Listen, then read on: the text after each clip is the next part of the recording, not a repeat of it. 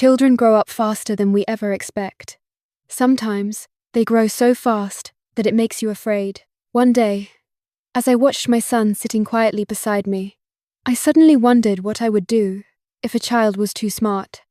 I even joked to myself, half serious, half panicked, wondering if there was a way to make him a little dumber. I had no idea how to answer my own thoughts.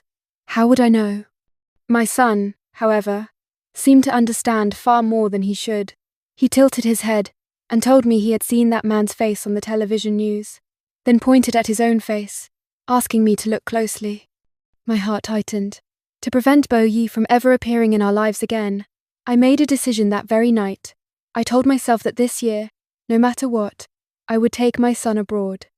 But reality quickly crushed that illusion. The Bo family's eldest young master had connections everywhere. Even if we fled overseas, he would still be able to find us. When I voiced my worries, my son laughed softly and praised me for finally realizing it.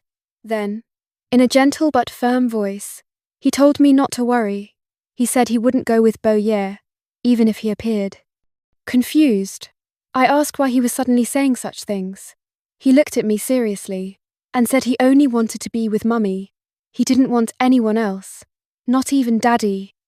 At that moment, I looked at his face carefully. Tang Yihan's features were almost an exact copy of Bo Ye's, only smaller. Yet Bo Ye's eyes were always cold, while my son's were unbearably gentle.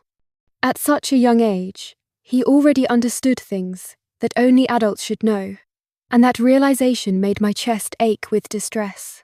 Later that day, we made plans to go out together. My brother offered to buy the tickets first, telling us to wait while asking what we wanted to play later. My son excitedly asked what I wanted to try. Before I could answer, the crowd shifted slightly, and somewhere not far away, a pair of eyes suddenly froze.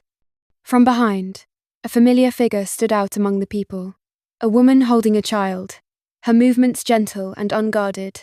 At first, he thought it was an illusion, a cruel trick of memory. But the more he looked, the more his heartbeat lost its rhythm. That silhouette, it felt impossible to mistake. When his gaze fell on the child in her arms, the resemblance struck him like lightning. His friend sit beside him laughed and casually remarked that the woman standing there was Bo Ye's ex-wife, and that the child in her arms looked exactly like him. They said they wouldn't believe it if the boy wasn't his son. When Bo Yi finally confronted her, his voice was filled with disbelief and restrained fury. 5 years had passed, yet he accused her of daring to secretly give birth to his child. At that moment, even he seemed unable to tell whether discovering he had a son brought him more hatred or more joy. That night, after returning home, my brother prepared to leave, reminding us to rest early. I told him not to overwork himself, but he laughed and complained that raising us was exhausting enough, and that he still hadn't even found a wife. My son cheerfully teased him, calling him the eternal bachelor, while my brother scolded him to behave and listen to Mummy. Their playful bickering filled the house with warmth I hadn't felt in years. Later, as I tucked my son in, I asked if he had fun that day. He nodded enthusiastically. Just as the house settled into silence, a sudden knock echoed through the door. My son lifted his head first, blinking sleepily, and muttered to himself that Uncle must have forgotten something. Before I could stop him, his small footsteps padded toward the door. The door opened. A tall figure stood outside, his presence heavy and unfamiliar. In a calm, low voice that sliced through the quiet night, he looked down at the child and spoke words I hadn't heard in 5 years. He called him a brat and then said he was his father, Bo Ye. Panic flooded my mind. How did he know our address? Had he come to take my child away? He greeted me as if no time had passed, saying it was nice to see me again. My son stand between him and me. Making it clear that we had lived quietly all these years and done nothing wrong. I asked him to say whatever he had to say and leave. My son tugged at my sleeve, telling me not to be afraid and suggesting we go to sleep. But Bo Ye stopped us. He demanded an explanation about the child. I asked him what there was to explain. I reminded him that I had already spent 5 years in prison and begged him to let me go. As a woman with a criminal record, was I even worthy of stepping into his grand world? He angrily said. My thoughts, however, were not for me to judge. When he asked when the child was born, I answered calmly that it was, of course, during my time in prison.